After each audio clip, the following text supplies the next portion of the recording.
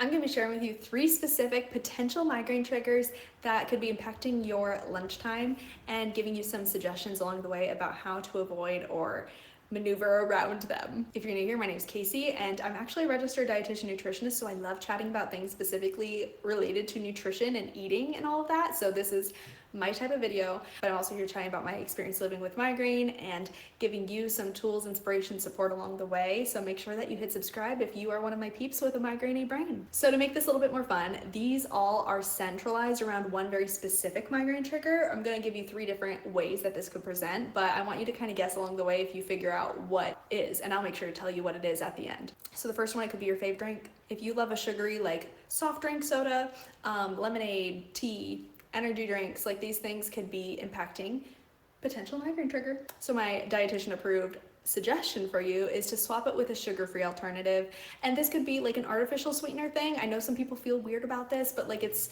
generally recognized as safe, and we would have to consume like a ton of it for it to even be potentially considered dangerous. And there's a lot of really great delicious options out there now. I've even got my fiance onto having a sugar-free peach tea every morning for breakfast instead of the like super sugary Snapple one. Well, they're both Snapple, but the sugar-filled Snapple one, he has made the swap. Now, the caveat to this is all going to kind of rely on what your personal migraine food and chemical triggers are. So if there is something that doesn't work for you, of course, like don't go start drinking an item with that, but like this is what my recommendation would be. If you can't do the artificial sweeteners or don't want to do the artificial sweeteners, just trying to find other items like water. I can't believe I just said that. Like sparkling water. I actually really like sparkling water. You can do other things like fruit infused juices, not juices, but water. What? It's all coming back to water, guys. I don't know. I'll try to leave some resources in the description because clearly I've lost my mind. The second one is getting really busy and delaying your lunchtime or missing it entirely. Super normal to get very busy, caught up with your day and like not make the time on time to have lunch, but it's not healthy. This is very bad for our migraine brains especially. So I really recommend prioritizing your meal time, or if things do tend to get away from you, having a snack that's easily accessible that you can just eat on the go or like very easily access. Probably something that's shelf stable so that you can eat it even if you are quite busy and then have your normal meal later. Or you can eat something even if you're not feeling that hungry, like your body is like physiologically hungry even if you're not feeling that experience of hunger. So give that a try, having a snack.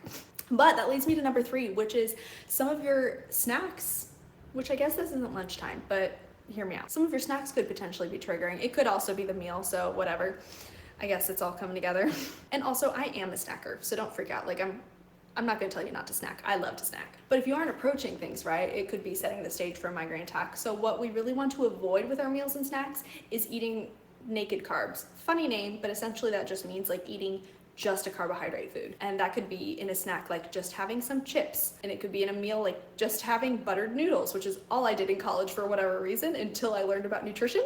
So my dietitian approved suggestion for you for your carbohydrate foods with something that has more satisfying properties like protein or fiber. I don't usually say fiber, it's protein or fat, but fiber works too. So let me know, did you guess what it was? The central theme here is blood sugar. So unbalanced eating, like just having the naked carbohydrates or having just sugary drinks or something really high in sugar, or missing meal, these things all lead to blood sugar fluctuations, and our migraine brains hate change. It hates that like massive shift internally. So we really want to do what we can to keep things a little bit more steady. And I really love this topic because as a dietitian, I educate a lot of people in like normal healthcare settings about the importance of consistency and balance, and it totally translates to what's important for us with migraine too. So make sure that you check out the description for a bunch of goodies, including more about these specific triggers and especially how blood sugar impacts our migraine, how our migraine is related to blood sugar, especially if this is kind of a new idea for you. If you've never thought about blood sugar before, which maybe you haven't, this can be a really insightful thing to think about for your migraine journey. So let me know if there's any other triggers that might fit into this type of list, and if you have any questions about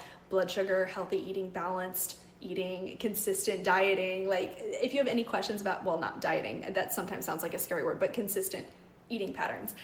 If you have any questions about any of this stuff, I love it because I'm a dietitian. I love chatting about nutrition with you guys, so make sure you let me know if you have any more specific questions about this. And don't forget to like this video if you liked it, obviously, and subscribe for more videos like this.